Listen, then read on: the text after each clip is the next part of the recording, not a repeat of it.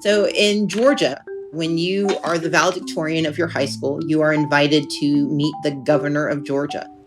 I was valedictorian of my high school, so I got invited to meet the governor of Georgia. This is Stacey Abrams. She's a lawyer, an author, and a politician. But my family were working poor, so we spent most of our time using public transit to get around. Therefore, on the day we went to go and visit the governor's mansion, which is in a really ritzy part of Atlanta, we had to take the bus. My parents and I get off the bus, we walk across the street, and we get to the guard gate. And the guard looks at me, looks at my parents, he looks at the bus that's pulling away, and he tells us we don't belong here. He assumed we were visitors coming to just view the governor's mansion as tourists. And my dad says, no, this is my daughter, Stacey. She's one of the valedictorians. But the guard didn't look at the list that he had. He didn't accept the invitation my mom had in her purse. He just kind of sneered at us. And he said, look, you don't belong here. Stacey Abrams picks up her story from the TED stage. Now, my parents were studying to become United Methodist ministers, but they were not pastors yet. My father may have mentioned that he was going to spend eternity in a very fiery place if he didn't find my name on that checklist. And indeed, the man checked the checklist eventually, and he found my name and he let us inside. But I don't remember meeting the governor of Georgia. I don't recall meeting my fellow valedictorians from 180 school districts. The only clear memory I have of that day was a man standing in front of the most powerful place in Georgia, looking at me and telling me I don't belong. And so I decided 20 some odd years later to be the person who got to open the gates. In 2018, Stacey ran for governor of Georgia. When you chose me as your Democratic nominee. And that was the first time in the history of the United States that a Black woman was a major political party's pick to govern a state. But Stacey lost. I acknowledge that former Secretary of State Brian Kemp will be certified as the victor in the 2018 gubernatorial election. You came really close to winning the governor's seat and being that person in the governor's mansion. And I can't help but think that awful moment back in high school actually played a really big role in shaping who you would become, who you are now. No, that's absolutely true. It became part of the narrative when I was running for governor, in part because I needed people to understand that I wasn't raised with this notion that I could ever aspire to being governor of a state, let alone being the first Black woman to do this. I had never thought of myself necessarily as a change agent in that way, but there is something very galling, but also very motivating about some stranger telling you who you are and what you mean. And when I ran for governor, for me, it was about saying, look, I was told a long time ago I didn't belong in this place, and I've spent my life, whether intentionally or not, proving him wrong. But it wasn't about him. It wasn't about what he saw or didn't see in me. It was about who I am and who I intend to be, and I belong here as much as anybody else. Okay, so looking back on that moment, what do you think you learned? Yeah, I think there are a few things. One is that humiliation isn't permanent. When you're young, you think of each moment of just embarrassment as this permanent scar, and it stops us from trying so many things. Well, I was humiliated by a guard. He was a state trooper, and he felt it was in his power to diminish me. And while he did have the effect of erasing what could have been a wonderful memory for me, the humiliation of that moment didn't have the power to stop me from becoming who I would be. And I think the second is that you learn to dream bigger. I'd never met a lawyer growing up. I'd never met a politician. So part of what you can learn is that you can dream beyond the things you know, because I read about them. I found other examples that were outside of my daily life, but were within the scope of my imagination. So many kids aren't in their classrooms right now, but there is so much to learn outside of school. The lessons just look a little different. And so on the show today, we are talking about the school of life. Ideas about how our everyday interactions can shape us and why pivotal moments in our lives teach us more than any textbook. Just ask Stacey Abrams. My first campaign for governor was really a study in how gender impacts how you can run for office and how race and gender intersect. I had a primary, and my opponent also had the first name of Stacey. We spelled it the same way. The distinction was our race. And for so many people, that was the only difference they could tell. They actually called us the Staceys. It's a showdown between the Staceys, Stacey Abrams and Stacey Something Evans. that would never happen with men. It's the battle of the Staceys with Stacey Evans running And so against part of the Stacey first race was really about me dispelling mythology about who I was and whether I was even capable of standing for this office. And then in the general election, I ran against the guy who was in charge of running the elections. So using a sports metaphor, I ran against the contestant, the referee, and the scorekeeper. It did not turn out well for me, but it turned out better than I think anyone expected, given that we came within 54,000 votes out of nearly 4 million. I faced a few obstacles in this race. But in the pursuit, I became the first Black woman to ever become the nominee for governor in the history of the United States of America for a major party. My question became, how do I move forward? How do I get beyond the bitterness and the sadness and the lethargy and watching an inordinate amount of television as I eat ice cream? What do I do next? And I'm going to do what I've always done. I'm going to move forward because going backwards isn't an option and standing still is not enough. No matter what I do, I ask myself 3 questions. What do I want? Why do I want it? And how do I get it? Listening to you talk, I bet some people would think, and I probably would have thought, that you are a real risk taker. But having heard your TED Talk, I actually think you are extremely strategic. So often we jump from the wanting to the doing, but so critical to take that time and to really excavate what it is that you want, but why it is that you want it. Because when it's hard, when people are saying inappropriate things about you, when your opponent has a commercial where you are portrayed as King Kong climbing the side of a building in one of the most racist, sexist tropes you can imagine, you have to know why you're doing this stuff. Right. And then the third is know how you're going to get it. It is important to make a plan. I try things that are guaranteed to fail at least half the time.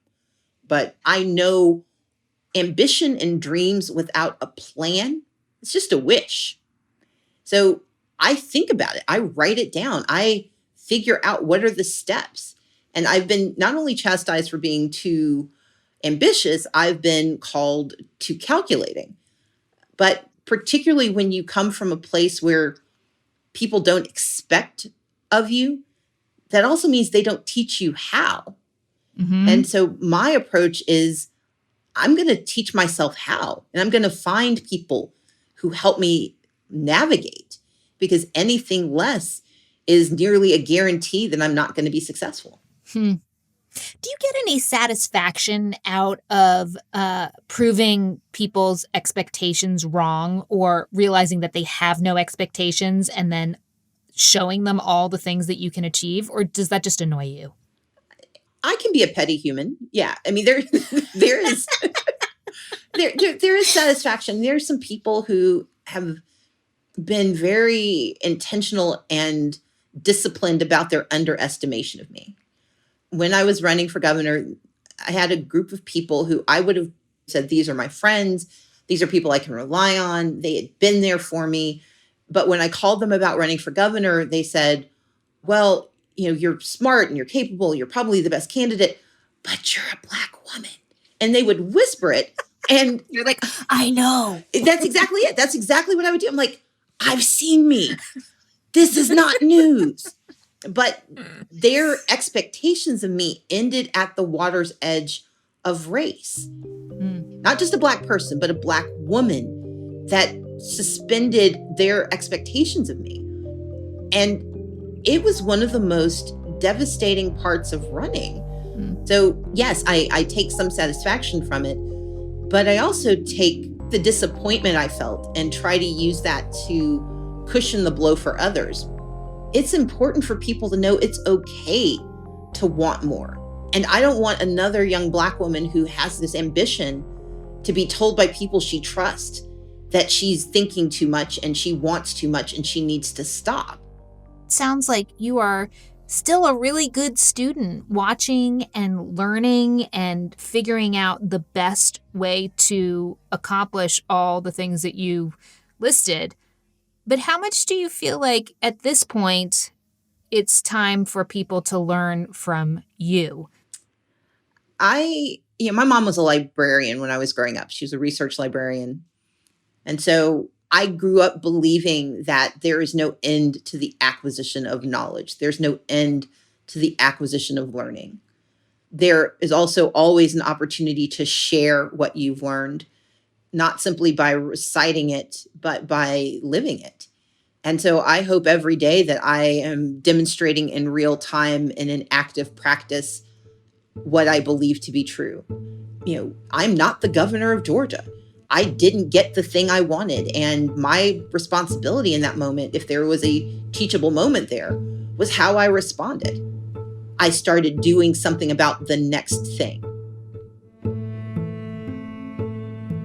That's Stacey Abrams. She's a lawyer, author, and founder of Fair Fight Action, an organization working to protect the right to vote.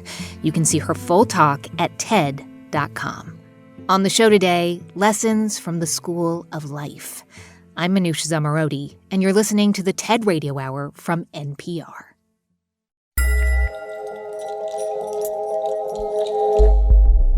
Hey everyone, just a quick thanks to our sponsor 3M, supporting communities in the fight against COVID-19. Since the outbreak, 3M has responded with cash and product donations, including surgical masks, hand sanitizer, and respirators through local and global aid partners. In addition, 3M is on track to produce 2 billion respirators globally by the end of 2020. Learn how 3M is helping the world respond to COVID-19. Go to 3m.com/COVID. 3M Science applied to life.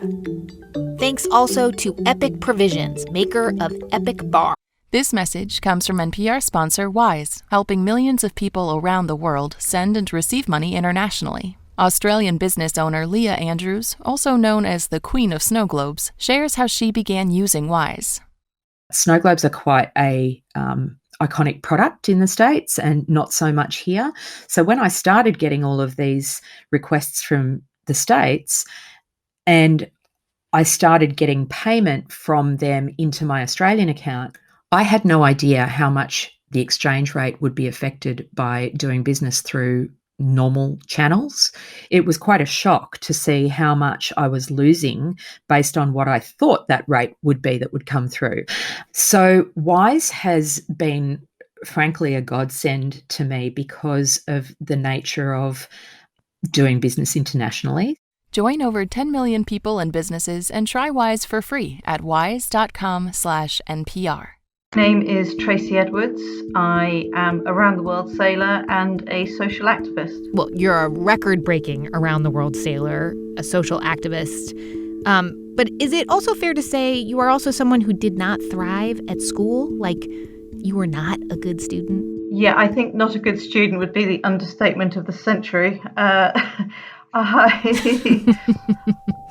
I was just about opposite to everything you would hope to have in a daughter. Thank goodness my daughter is totally different from me. I had a difficult time during my teenage years. My father died when I was 10, and my mother married, unbeknownst to her, obviously, an abusive alcoholic. It just didn't make for a happy teenager, and I rebelled quite spectacularly. I hung around with a group of kids who, I guess we were all fighting against something, and we were drinking and staying out all night. I was aggressive, angry. I was so angry all the time. And I stopped going to school because I was being bullied at school. I didn't tell my parents, I just stopped going. And what really brought things to a head was I stole a car and was arrested. And wow. And then it was eventually expelled from school. What? What did you do? What did your mom do? My poor mother. My mother took a long, hard look at me and said, right, something has to change. You're obviously not happy. I think you are not in the right place, and you need to go and find what it is you're looking for, which is very brave of her at the age of, I was 15. Wow. Yeah. So at 16, I left home and I went backpacking to Greece and ended up working in a bar in Greece, which is how I ended up getting onto boats. I mean, I gotta say, it is kind of remarkable that your mom gave you permission to leave school and to go to Greece. I mean, it was incredibly brave of her. I mean, she said to me, every human being is good at least one thing. You have just got to go and find what that one thing is. And then she said, once you found it, it will change your life. And I dread to think where I would have ended up if she hadn't let me do that. So at 16, Tracy was on her own in Greece, working as what was then called a stewardess on a boat, basically cleaning up after wealthy guests on luxury yachts. So, I mean, it was hard work, but when you're sailing around the Greek islands, you can kind of put up with anything. I just felt, this is me. I've just landed on my feet. I've fallen over my own path. And for me, it wasn't necessarily the ocean or the sailing to start off with. That came later. It was the people. I felt like I found my tribe. All of us were running away from something. We were nomads and wanderers, if you like, and I slid right in there. Okay, so you said you didn't start working on boats because you loved sailing, but you eventually did learn to love sailing, and it involved your skipper. Yes. How did that happen?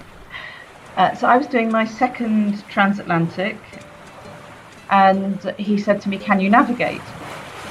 And I said, "Of course I can't navigate. I was expelled before long division. No." And he looked at me and he said, "Well, what are you going to do if I fall over the side?" And I said, "Well, I'll use the whatever that is, the navigational stuff." He said, "What if the batteries go down?" I'm like, "Oh, for goodness sake, I don't know. I'll shout help." And he looked at me and he said, "Why are you a bystander in your own life?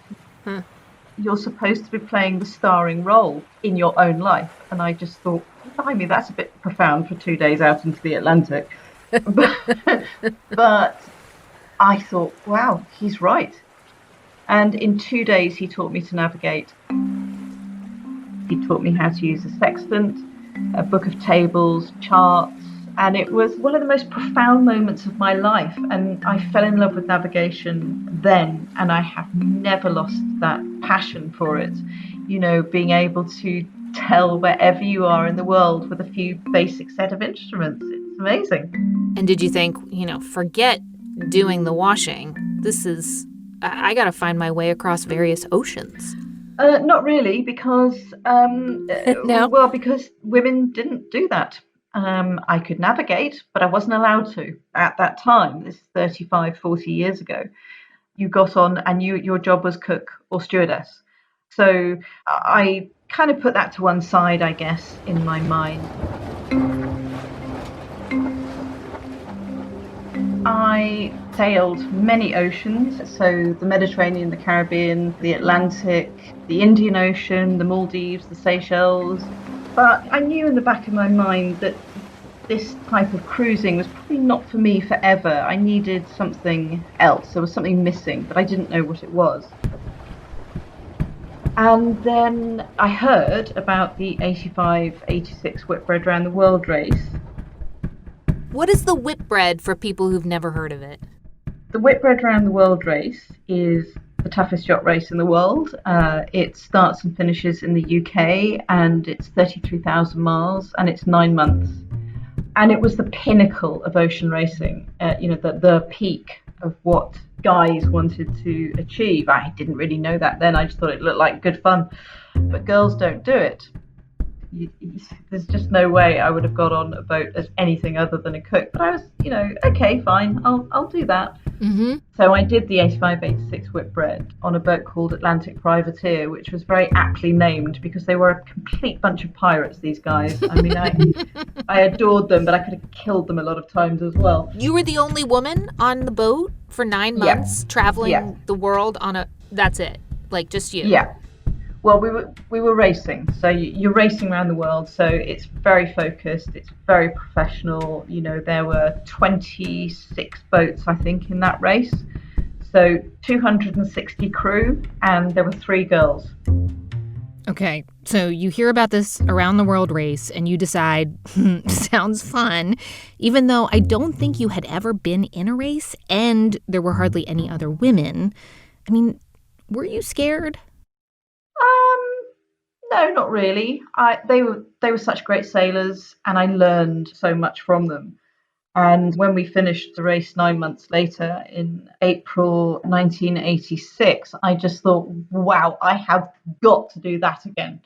But I don't want to be a cook. I want to go around as a navigator. And, I had this really, again, a very profound moment when I realized no male crew is ever going to allow you to be a navigator. It's not going to happen.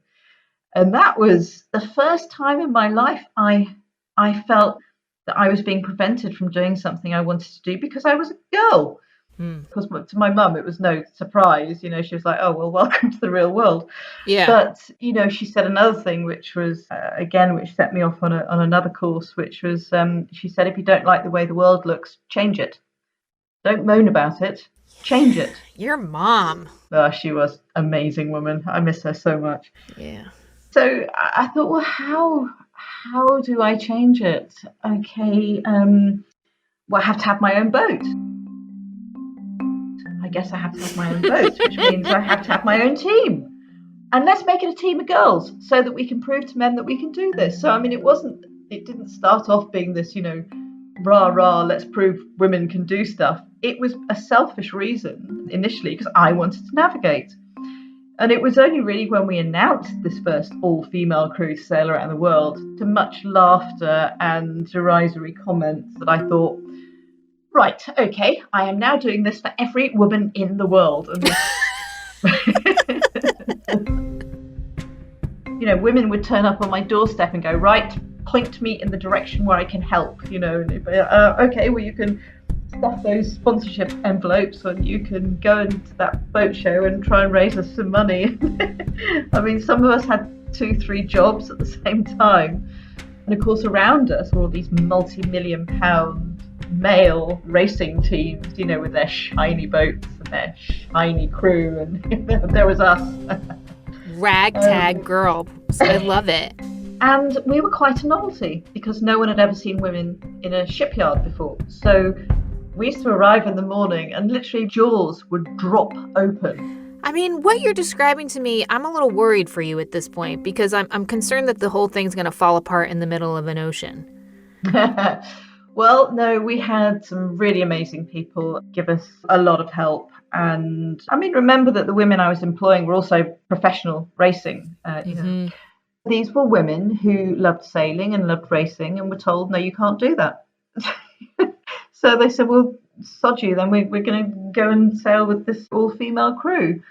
And we weren't taken seriously by the rest of the fleet, but we were very confident.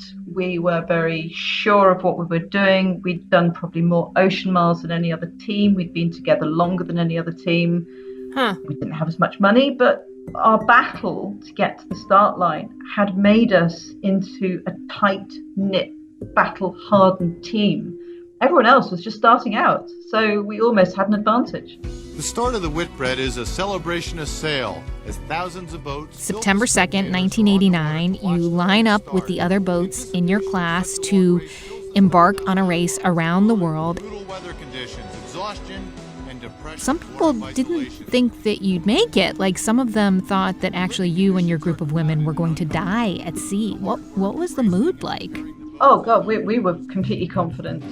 Onboard maiden Tracy Edwards had something to prove. We never had any doubts. Really? Yeah, oh, absolutely. So if you're a woman, you're told you have to look like this, be like that, you have to use this, use that. You go to the Southern Ocean, you spend 28 days, you don't have to wash, you don't have to dress properly, you don't have to do your hair. It's great. I mean, I finished the 85-86 Whitbread and I just went, why are they telling us that's difficult? It's not difficult. This race is the ultimate challenge of man against man, as well as man against the sea. You know, this was a very well-kept secret, this only men can sail around the world thing. And yeah, I mean, when we didn't win the first leg, we were gutted. Everyone else was just really pleased that we were alive. 6,300 miles south. But you know, the second leg, we started off into the Southern Ocean. The longest and most dangerous. From Uruguay in South America to Australia, 6,800 miles, nearly 6 weeks at sea. Freezing cold, huge seas, and winds of 40 to 50 miles per hour. And we were completely confident that we were going to be able to Biggest welcome of all. win that leg, actually, and we did. They won Class B and claimed a Beefeater trophy. The final boat home. You had described what it was like to be sailing around with a group of men as the only woman. What was it like to be sailing around with a group of all women? We were a lot more collaborative as a team. My word was final, and my decision was final because someone has to take responsibility, and the buck always stops with the captain. But yeah, no, we were a lot more, had a lot more discussions than I'd ever seen on racing around the world with men. And it worked. I mean, goodness gracious, we just talked for 9 months, pretty much.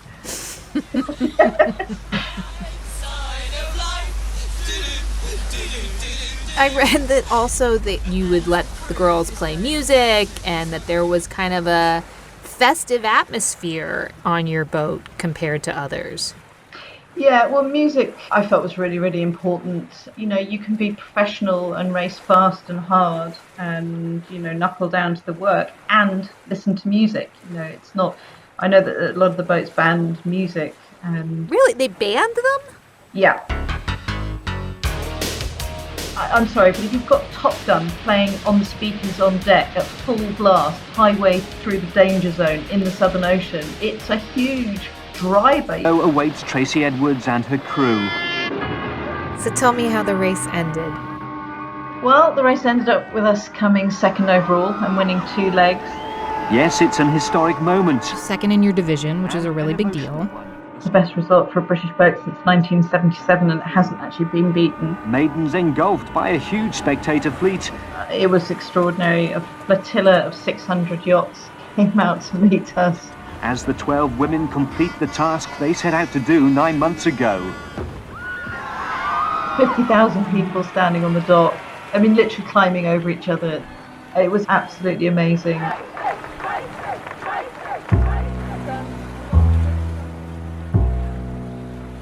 "30 years later, I understand how we did change things. At the time, I don't think we realised quite the impact that we'd had. But we knew that we'd achieved something which we could be proud of and which we hoped the next all-female crew could build on. That this has done a lot for British yachting, and I hope it's done a lot for women sailors and men sailors and everyone, and I hope everyone feels good about Maiden and what we've done, because we feel great." A little later, So you all went your separate ways, is that right? Yeah, so a lot of the crew got really great jobs on racing boats. A couple got married. I got married, then got divorced very quickly. And then I went into another sailing project. I did the first all-female crew to attempt the non-stop round the world record. Unfortunately, we lost our mast in the Southern Ocean, and we didn't break that record. And then, I guess 20 years ago, I put together the first ever mixed gender professional racing team, because, you know, the whole point about getting all-female crews wasn't that, you know, the world needs all-female crews. we wanted to prove that we could race with the men, because ocean racing is a level playing field. So we had 6 girls and 6 guys on a 125-foot catamaran, fastest boat in the world at the time, and a male skipper and a female skipper. It worked absolutely brilliantly. I mean, it was harmonious, it was competitive, and it really taught me that men and women can work together. You know, we can work this out, you know, this and have this equality which we're all striving for. Then that's when we're at our most effective. We were the most successful record-breaking team for 10 years. You know, Tracy, you are someone who is so accomplished despite not having a formal education. So I guess I'm wondering, like, in this moment when school has been upended for so many students, what advice would you have for making the most of the situation? I think the most successful friends of mine who seem to be getting the most out of this are the ones that are embracing it, you know, that quality time with their children.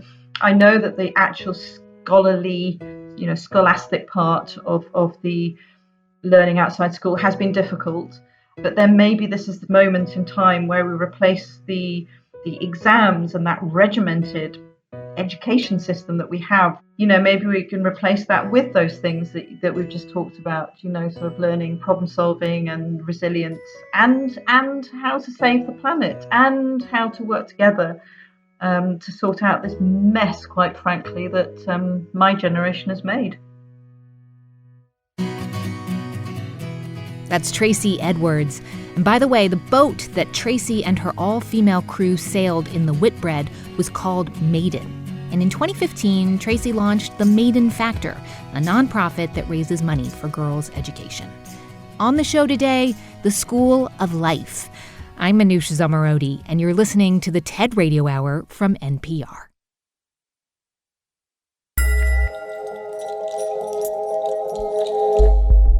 Hey everyone, just a quick thanks to our sponsor, First Republic Bank. Safeguard your spending with the redesigned First Republic mobile app, with features like personalized alerts for unusual activity and customizable settings that prohibit unauthorized purchases.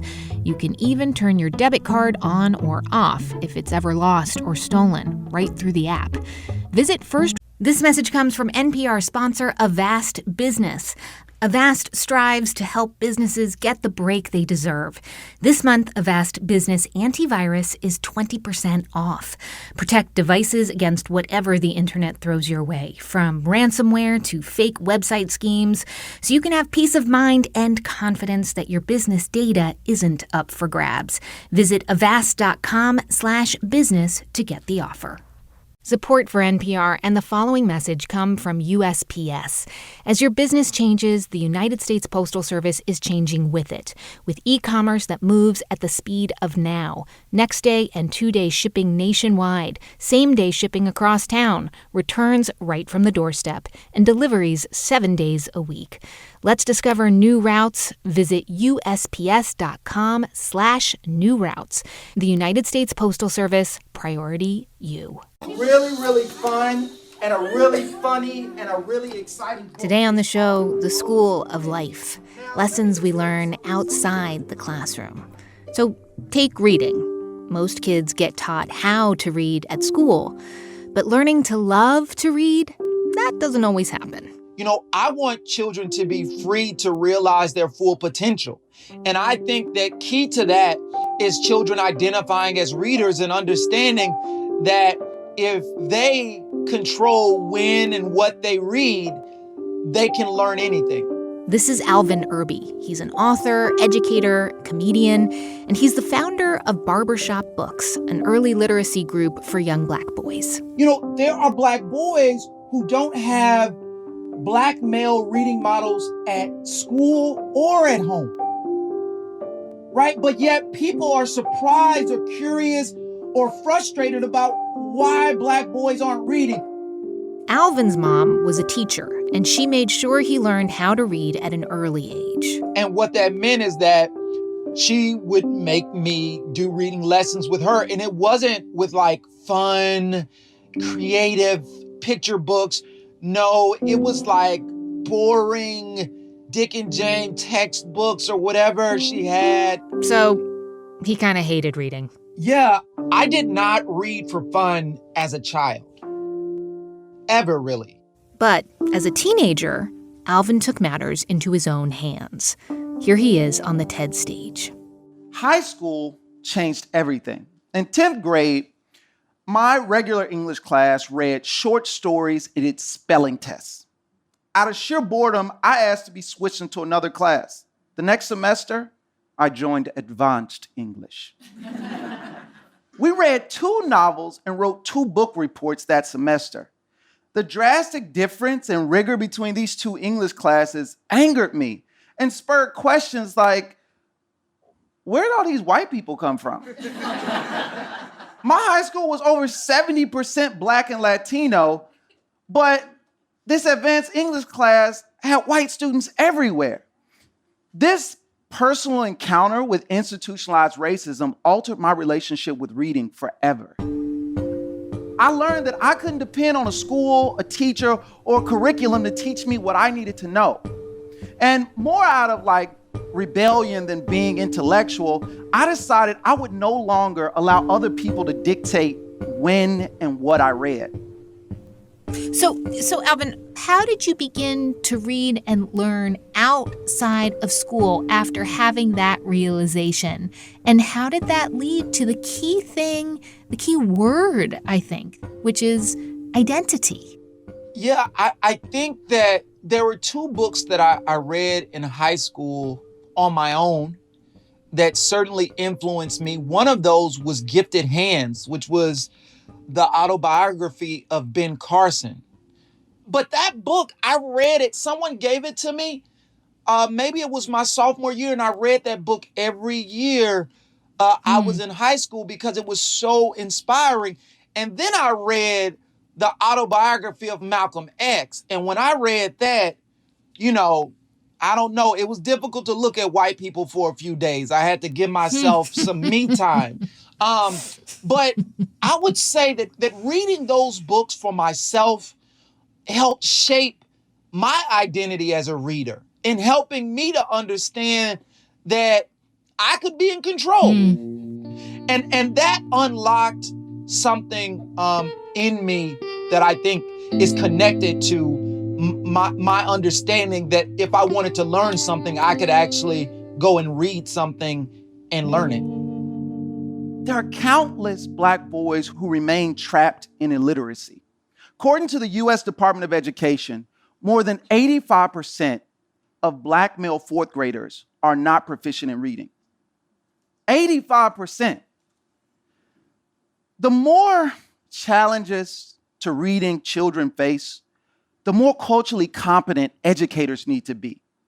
Many of the children's books promoted to Black boys focus on serious topics like slavery, civil rights, and biographies.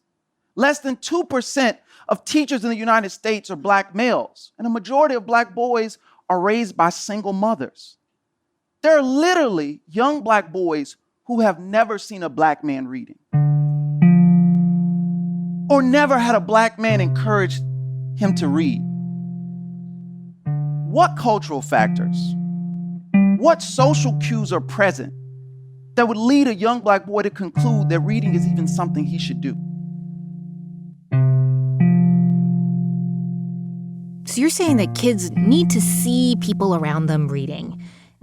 Tell me how you found a different way to make reading part of kids' everyday lives, to do that with barbershop books. Yeah, so I was teaching 1st grade in the Bronx, and there was a barbershop across the street from my school. And so one day after school, I'm getting a haircut, and one of my 1st graders walks into the shop, and he just kind of plops down on the sofa, starts staring out of the window, starts getting antsy, and his mom is like, sit down, stop, moving around. And he's my student. I know his reading level, right? So the whole time I'm observing this, all I keep thinking is, oh, I wish I had a children's book to give him because he should be practicing his reading right now. But I didn't. I didn't have a book. And so I remember thinking to myself, you know what? Someone should put children's books in barbershops so that while children are waiting, they have fun books to read. The mission is simple: to help young Black boys identify as readers. Lots of Black boys go to the barbershop once or twice a month. Some see their barbers more than they see their fathers. Barbershop Books connects reading to a male-centered space and involves Black men and boys' early reading experiences. This identity-based reading program uses a curated list of children's books recommended by Black boys. These are the books that they actually want to read. Scholastic's 2016 Kids and Family Report found that the number one thing children look for when choosing a book is a book that will make them laugh. So if we're serious about helping Black boys and other children to read when it's not required, we need to incorporate relevant male reading models into early literacy and exchange some of the children's books that adults love so much for funny, silly, or even gross books like Gross Greg. So Gross Greg happens to be a children's book that you wrote in 2016. Basketball cheering. Look, the people are cheering. They're saying, Gross Greg! Gross! Wait. I need everybody to say it with me. Gross Greg! Gross Greg! And it's about a kid who grosses everyone out by publicly eating his boogers. And you actually recorded a reading that you did for some first graders a few years ago. And I love listening to them respond to you.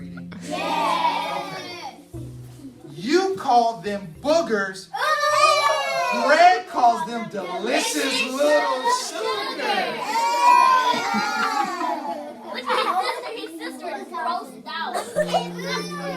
Let's look at her. Oh my goodness. So Alvin, I have to ask, what are you thinking about this school year? Because a lot of kids, they're not actually in school. What would you tell parents who are worried about keeping their kids on track with reading and giving them a way to start to identify as readers? Yeah, there are some practical and simple things that parents can do. Read physical books. If a child sees you looking at a pad, they don't know whether or not you're reading, right? I have parents all the time, Mr. Irby, my son doesn't want to read. What can I do, Mr. Irby, his reading skills? And I was like, well, does your son see you reading? Well, Mr. Irby, I read to him a few times a week. No, not do you read to him a few times a week. Does your son or daughter see you read? And so reading physical books in front of your children provide excellent modeling for them because, this is what I learned teaching kindergarten and first grade. At the end of the day, kids just want to be grown. Whatever they see the grown people in their lives doing, that's what they want to do. And so if they don't see the grown people, the people who feed them, who clothe them, who love them, if they don't see them reading, then they may conclude that maybe reading isn't something that they do in their family. Instead of fixating on skills and moving students from one reading level to another, or forcing struggling readers to memorize lists of unfamiliar words, we should be asking ourselves this question: how can we inspire children to identify as readers?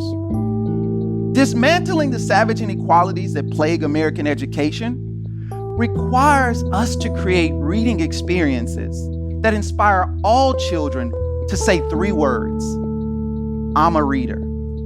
Thank you. That's Alvin Irby. He's the author of the children's book Gross Greg and the founder of Barbershop Books. You can find his full talk at TED.com. On the show today, the School of Life.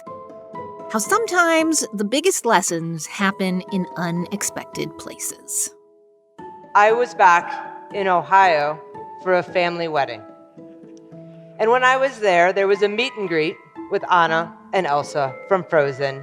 And my 3.5-year-old niece Samantha was in the thick of it. She could care less that these 2 women were signing posters and coloring books as Snow Queen and Princess Anna with 1 N to avoid copyright lawsuits.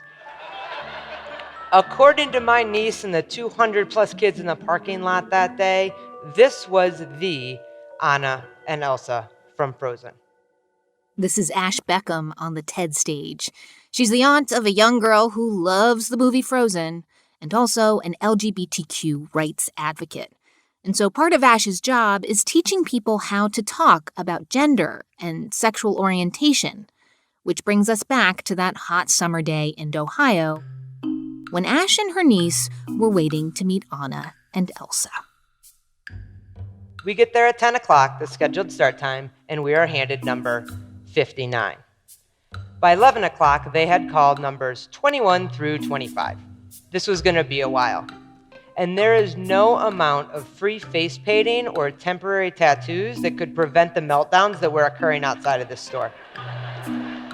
So, as we stood in line in an attempt to give my niece a better vantage point than the backside of the mother of number 58, I put her up on my shoulders, and she was instantly riveted by the sight of the princesses. And as we moved forward, her excitement only grew. And as we finally got to the front of the line and number 58 unfurled her poster to be signed by the princesses, I could literally feel the excitement running through her body. And let's be honest, at that point, I was pretty excited too. I mean, the Scandinavian decadence was mesmerizing. So we get to the front of the line, and the haggard clerk turns to my niece and says, "Hi, honey, you're next. Do you want to get down, or are you going to stay on your dad's shoulders for the picture?" And I was, for lack of a better word, frozen. Oh, Ash, I mean, what was going through your mind in that moment? You've been standing in line forever. It's so hot. You finally get to the front, and then you're referred to as your niece's dad.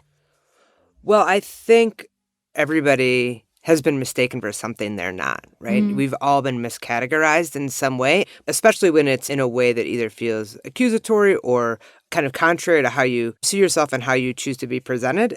And so for me, it was really challenging because that is like my Achilles heel, I think, has been being mistaken for the wrong gender. You know, the way I see myself, I've always identified as a woman. I think my gender identity has always been a woman. But my gender expression, the way that I dress, is androgynous. And I don't deny that at a glance I look like a man. But in that context, I was wearing, a tighter shirt than I would usually wear, kind of displaying my as feminine as I get, from my body type. And even so uncomfortable in that way, but uncomfortable to make myself seen as a woman, have that not happen in front of my family. And then it happened anyway. And so you're simultaneously under a spotlight, but also invisible. So back to Toledo, Ohio, the frazzled clerk calls me dad. And I hope with every ounce of my body that no one heard. Not my sister, not my girlfriend, and certainly not my niece. I'm accustomed to this familiar hurt, but I will do whatever I need to do to protect the people I love from it. So, in an unexpected instant, we are faced with the question, who am I? Am I an aunt or am I an advocate? Would I take my niece off my shoulders and turn to the clerk and explain to her that I was in fact her aunt, not her father, and that she should be more careful and not jump to gender conclusions based on haircuts and shoulder rides? And while doing that, miss out on what was to this point the greatest moment of my niece's life? Or would I be an aunt? Would I brush off that comment to not be distracted for an instant from the pure joy of that moment? And by doing that, walk out with the shame that comes up for not standing up for myself, especially in front of my niece. You have these two sides of you. So, professionally and then also personally, my professional, personal life is really intertwined. And so I see myself as an advocate, and I had developed some skills and some talking points and these ways to have conversations. But I think a lot of times we put ourselves under a tremendous amount of pressure that, we can't let one moment pass us by without making these kind of moral stands that we identify ourselves with. But then I take my niece off my shoulders. And she runs to Elsa and Anna, the thing she's been waiting so long for, and all that stuff goes away. All that matters is the smile on her face. And as the 30 seconds we waited 2.5 hours for comes to a close, we gather up our things, and I lock eyes with the clerk again. And she gives me an apologetic smile. And in that moment, she kind of mouthed an "I'm sorry," like she got it and we made the connection. And she realized she made the mistake. And her humanity, her willingness to admit her mistake, disarms me immediately. And I give her it's okay. It happens. But thanks. Ash, you chose to let it go. Right. You know, it's that empathy that we have to, even in those tense situations, how do we take a moment to give somebody the benefit of the doubt, right? Yeah. That this person wasn't homophobic or, all of the like stereotypes that we would give somebody that would challenge that. Like she was just a tired woman that took a glance. And so, sure, if you're exhausted and you take a quick moment and do that, like you make that mistake. And then I think, I would have missed the experience I was trying to have. Like you don't have to be on guard all the time. So what would you say that this moment, like what did it change for you? I guess prior to this, I hadn't really seen that there was a middle ground. And now I guess you see that there always is a middle ground. I don't have to be one of these two things. I have to be the advocate or be the ant that I can exist in this. The vast majority of the world is gray, and we have to give ourselves room to operate in that space. I was thinking, like, what was going on through that woman's mind? And this woman has her own moment, right? Right. And she had to decide what to do, too. And I love that she decided to mouth an apology to you, to say, sorry. Right. She could have just ignored it as well, right? And that's certainly the easier thing to do, right? Yeah. Like, more times than not, people just then avoid eye contact, right? Like, they know they made a mistake. It's over. They say nothing. They kind of pretend it didn't happen and just get through it. But she knew that was a mistake. She knew she did it in front of my niece. Like, she was very aware of the situation, the impact that it had, and took the moment to do the right thing. Or to do the empathetic and compassionate thing, to apologize, to kind of own that mistake. To say, I see you. Exactly. And that's all we all want, right, is to be seen. I think when people see you and take the time to do that, you reflexively do the same. And so I think the impact of that is so significant. When we can be the person that makes the first step, we know what that response is going to be, right? The people are going to come back at us the same way.